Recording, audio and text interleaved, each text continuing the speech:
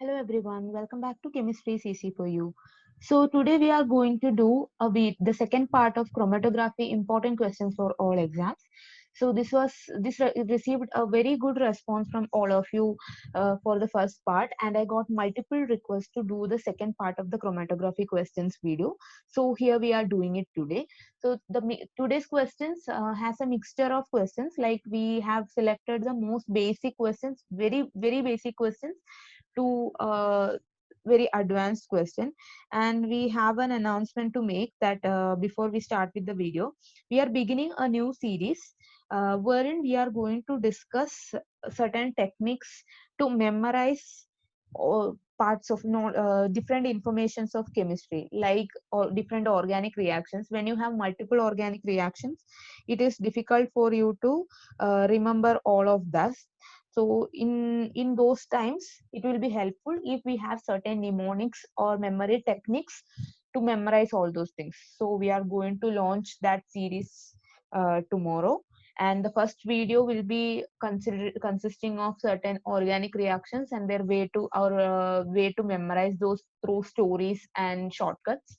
So let's all hope that it will be helpful for you, and please do watch that video tomorrow. For it will be helpful, I'm very sure it will be helpful for each one of you.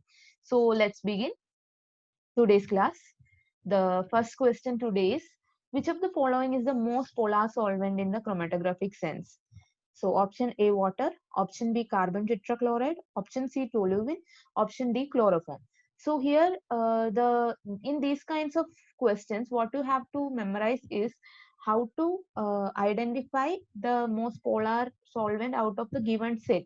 So you have to write these points down. Like if you are given a collection of solvents, these four solvents, you should remember that the answer is water.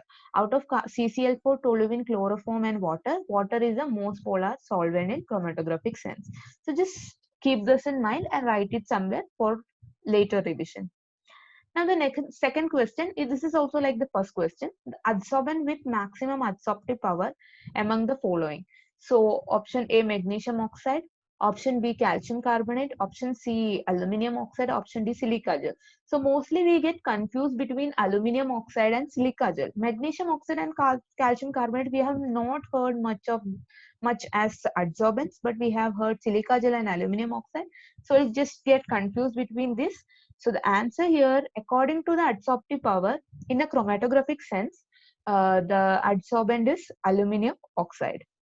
Keep this one also in mind. Now the next question is, what is the pH range in which a strongly basic anion exchanges can be used? This is very important question. This has been asked in one of the MSc chemistry entrances 2 years back. So please write this down. This is very important. So first of all, keep in mind here the question they asked is about strongly basic anion exchanges. So strongly basic anion exchanges can be used in a wide range of pH. So the answer here is A, 1 to 14. So we have to also remember how the weak basic anion exchanges can be used. It is used in a narrow range, that is from 1 to 9, not like 1 to 14, not a wide range, but a narrow range. So yes. Now to the fourth question. Synthetic ion exchange resins have widely been used for option A, water softening; option B, ion separation; option C, water deionization; option D, all of these. So this is a very common question, like the application of chromatographic techniques. So synthetic ion exchanges can be used for all of these purposes. It can be used for water softening, it can be used for ion separation, it can be used for water deionization, and many other purposes. So this was taken from one of the previous year question papers. So the answer here is all of this. Next, the question 5 in LSC. So what is LSC? Liquid solid chromatography. In LSC, which of the following solvents is most polar in chromatographic sense for gradient elution? So in later stage, I have explained what gradient elution is. So you know what the elution technique is. So in elution, what happens? We will be using certain solvents to bring out the components that are getting adsorbed on the stationary phase. That process is called elution. So out of the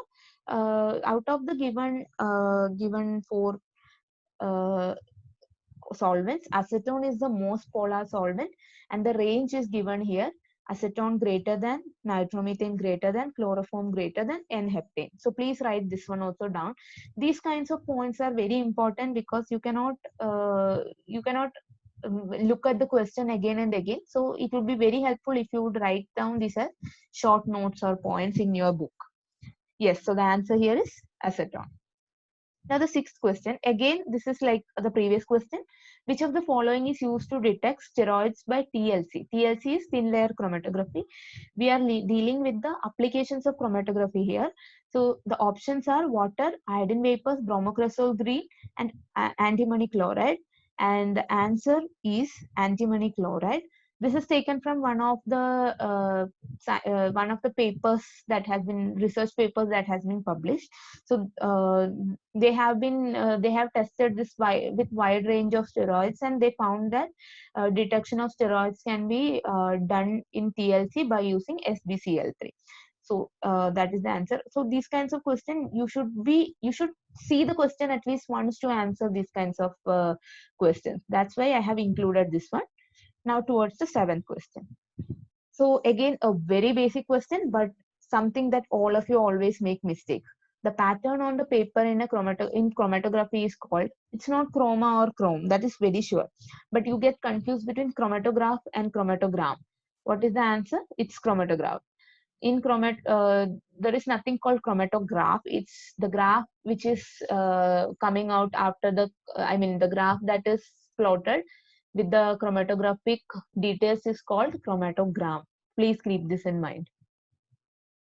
Now the eighth question, groups capable of ion exchange is called exchanger, ionic groups, anion cation exchanges, and ionogenic. So the answer is ionogenic group. So ionogenic groups has something called an exchange capacity. As you said, it is capable of ion exchange. So exchange capacity will be there for an ionogenic group, and it is expressed in gram equivalence of the ion retained by 1 meter cube of the swollen ion exchanger resin. So we'll be having ion exchanger resin, and how much gram equivalent of iron is retained by 1 meter cube of that exchanger resin is the exchange capacity. So we got two important information in here. Keep this in mind. So this term might be literally new for you. Write this one also down. This very conceptual questions can be expected sometimes, so it will be helpful for you. Now the ninth question, the most common mobile phase in gas liquid chromatography is. So the most common mobile phase is, usually we get confused between helium and nitrogen. Argon and neon, we know it's not very common mobile phase. So the answer is option A, helium. And for gas chromatography, here I have also mentioned the point about gas chromatography. So in gas chromatography, helium and hydrogen are common carrier gases. And here in gas liquid chromatography, the most common mobile phase is helium. Nitrogen is also used at many times. It is because of the economical reasons, but still always the common mobile phase is helium. Please keep this in mind. Now next question, which of the following is true about a catharometer? It depends upon the change in thermal conductivity of stationary phase. It depends on the change in thermal conductivity of mobile phase in presence of analytes. It does not depend on the change in thermal conductivity, all of the above. So definitely all of the above might not be the answer because these conflicting choices are given. And this term catharometer might be very new to you. So the answer here is option B. Catharometer depends upon the change in thermal conductivity of mobile phase in the presence of analytes. So what is this term, catharometer? Thermal conductivity detector or catharometer.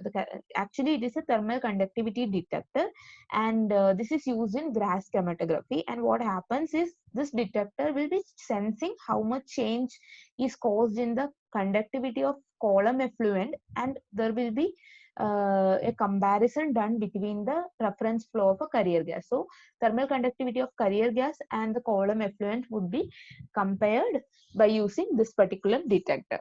Okay, and this is used in gas chromatography. This is a very new information for you, so please keep this in mind. Now next is 11.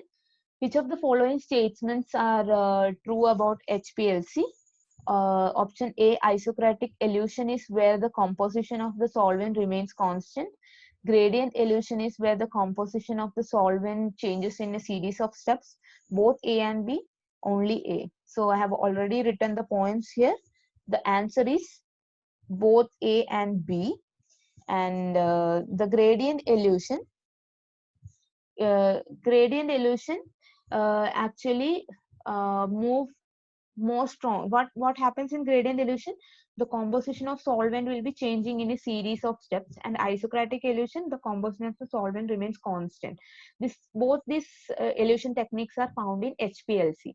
And the purpose of in isocratic elution, the thing that we have to remember is peak width will be increasing with the retention time, and retention time according to the equation for number of theoretical plates. The equation for number of theoretical plates has been already discussed in the previous video, the part 1 of this video. I'll be putting the link of that in the end of the video.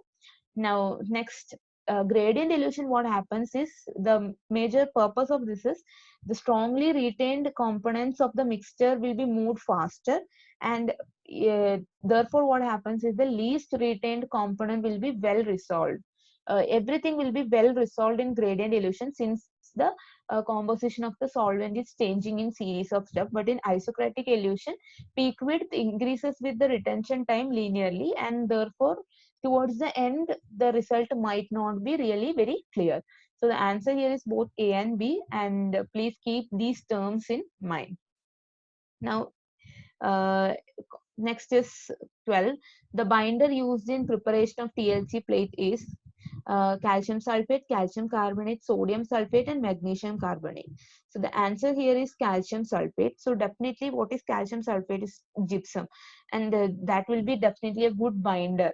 Gypsum plus water will be a good binder, and this is inert binder. Calcium sulfate is an inert binder, and is used to bind silica gel, which is the adsorbent in thin layer chromatography. And this particular mixture of calcium sulfate, silica gel will be spread as a thick slurry on a carrier sheet, which is usually glass, aluminum foil, or plastic. This is how the preparation of TLC plates is done. So after spreading this on the carrier sheet, this will be heated for a few minutes to then make the plate ready.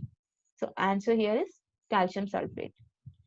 Now, in terms of retention factor K, the retardation factor R is defined as follows. So we have 4 equations here. The answer is option A, R equal to 1 by K plus 1. So retardation factor can be expressed as 1 by retention factor plus 1. That is, so what is the difference between retardation factor and retention factor? Retardation factor is the fraction of an analyte in mobile phase of the system. So mobile phase by stationary phase, while retention factor will be ratio of time analyte is spending in stationary phase to mobile phase. So it is inverse. It is kind of inversely proportional. That is very visibly clear from the inverse proportionality is clear from the equation also. So retention factor and retardation factor are two different things. They are inversely proportional. Retardation factor is a term used in planar chromatography, and in that the fraction of analyte is expressed in mobile phase to stationary phase. In retention factor or capacity factor, it is in stationary phase to mobile phase. So the ratio gets exchanged. Okay. Now, 14th question. The stationary phase of which of the following chromatography is a resin composed of beads, usually of cross-linked agarose packed into cylindrical glass or plastic column? We have 4 options here: fast protein liquid chromatography, reverse phase chromatography, gel permeation chromatography, counter current chromatography. So we have already learned about reverse phase chromatography in the first video. So the answer here is fast protein liquid chromatography. Again, this is a really new term for you. And fast protein liquid chromatography, we have already explained what the stationary phase is. So here, this is a form of liquid chromatography, and it is used to analyze and purify mixtures of proteins. That is the thing that you have to keep in mind, and understand that the stationary phase has cross-linked agarose beads as resins, and this will be packed into a cylindrical glass or plastic column. So that is the answer for this particular question. So we have covered fast protein liquid chromatography in brief, then reverse phase chromatography in the previous video. Now we have these two as new terms. So definitely the next question is about gel permeation chromatography. So gel permeation chromatography uses which of the following properties for separation of components? Option A, polarity; option B, size; option C, conductivity; option D, none of the above. So the answer is option B, size. This gel permeation chromatography is a type of size exclusion chromatography, and what happens in this is it separates analyze on the basis of size and usually molecular weights, and this is typically done in organic solvents and used to purify and determine the separation of polymers. Gel permeation chromatography. This is briefly what you have to remember from the gel permeation chromatography. It is a type of size exclusion chromatography and used in polymers. So these are the 15 questions from chromatography that we are going to discuss in part 2.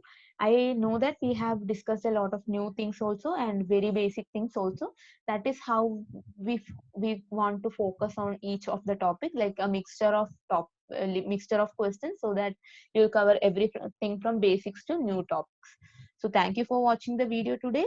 Keep studying, keep watching the channel, and as I have said, please do watch the new series that is going to begin from tomorrow. It will be really helpful for you. Then study really well, stay safe at home. Please subscribe the channel, like the video, and pass this to all your friends so that it will be helpful for them as well. Thank you.